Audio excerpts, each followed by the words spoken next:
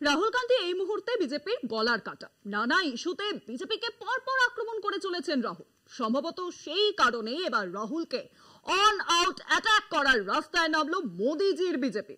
কদিন আগেই সমাজ মাধ্যমের একটি পোস্ট নিয়ে রাহুলকে কড়া আক্রমণ করেছিল সুপ্রিম কোর্ট। এরই জবাবে প্রিয়াঙ্কা বলেন, কে ভারতীয় নয় তা আদালত ঠিক করে দিতে পারে না, এটা দেখার দায়িত্ব আদালতের নয়। এরপরেই বিজেপির নিশানায় প্রিয়াঙ্কা গান্ধী। কংগ্রেস সাংসদ প্রিয়াঙ্কা গান্ধীর বিরুদ্ধে আদালত অবমাননার মামলা করতে চলেছে বিজেপি। অভিযোগ, সুপ্রিম কোর্টের এখতিয়ার নিয়ে প্রশ্ন তুলেছেন প্রিয়াঙ্কা। দাদা রাহুলের পাশে দাঁড়াতে বিজেপির মামলা এবার বোন প্রিয়াঙ্কার বিরুদ্ধে। আদালতে বিজেপিকে যথাযোগ্য জবাব দিতে তৈরি প্রিয়াঙ্কা গান্ধীও। এবার কংগ্রেস নেত্রী সাংসদ প্রিয়াঙ্কা গান্ধীর বিরুদ্ধে আদালত অবমাননার মামলা করতে চলেছে বিজেপি। সম্প্রতি ভারতীয় সেনা সম্পর্কে কিছু আপত্তিকর মন্তব্য করায় বিরোধী নেতা রাহুল গান্ধীকে ভৎসনা করে সুপ্রিম কোর্ট। শীর্ষ আদালতের ভৎসনার পরেই এই ব্যাপারে দাদা রাহুলের পাশে দাঁড়ান বোন প্রিয়াঙ্কা গান্ধী। গত মঙ্গলবার প্রিয়াঙ্কা বলেন, কে ভারতীয় নয় তা আদালত ঠিক করে দিতে পারে না, এটা দেখার দায়িত্বও আদালতের নয়।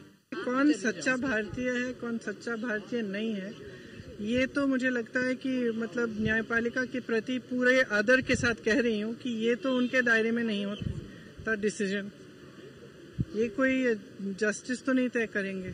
প্রিয়াঙ্কা গান্ধী ঠিক এই মন্তব্য করে আদালত অবমাননা করেছেন বলেই দাবি গেরুয়া শিবিরের। বিজেপি সাংসদ মানান কুমার মিশ্রর অভিযোগ, প্রিয়াঙ্কার মন্তব্য আদালত অবমাননার শামিল। আমরা তার বিরুদ্ধে মামলা করব। আদালত কি বলতে চেয়েছে তা না জেনেই দায়িত্ব জ্ঞানহীন মন্তব্য করেছেন এই কংগ্রেস সাংসদ।